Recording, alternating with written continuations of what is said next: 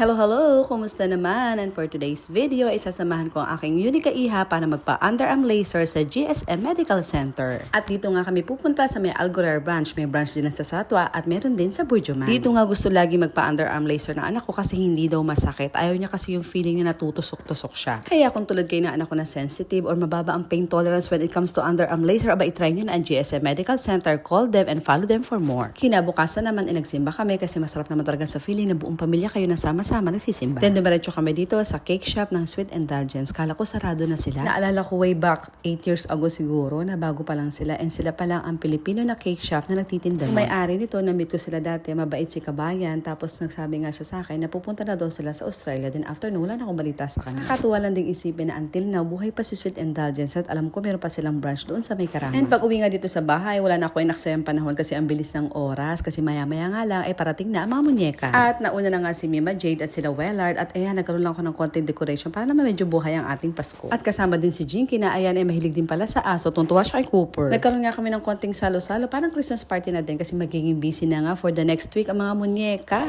It's giving time! Bigay na natin yung mga gift nila. Let's go! At eto na nga, it's my turn na ibigay na ang gift sa kanila. At medyo natakot at kinabahan nga sila dito kasi kala nila nang paprank na naman ako. Lalo na si Mima Roland. Diyos ko, hindi ko malaman kung naiihi na siya sa kinaupuan niya. Maliit na bagay lang naman itong mga gift ko sa kanila. Mas malaki pa rin ang puso ko para sa kanila. Uy! Oh, now you can open your eyes!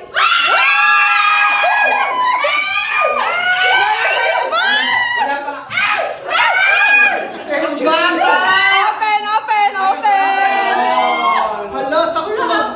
Bibili talaga ako ng ganito. Channel 2, At nakakatuwa na makita ang kanilang mga ngiti, nakakagaan ng loob. Diyos ko, kung alam lang din ang pinagdaanan bago ko ma-order ang mga yan. Huy! Worth it ang stress ko. Huy! At ayan nga si Jinky, binigyan ko din siya ng regalo. Kinabukasan naman family day. Diyos ko, hindi ka na talaga makapag-video sa sobrang busy. Shopping dito, shopping doon, grocery dito, grocery doon. Ganon. At nag-ikot-ikot din kami, namigay ng mga regalo bago magpasko. So ayun lang, share ko lang. Merry Christmas sa inyong lahat at sana nagustuhan nyo ang video na to. Kita-kits next time. Thanks for watching. Bye-bye!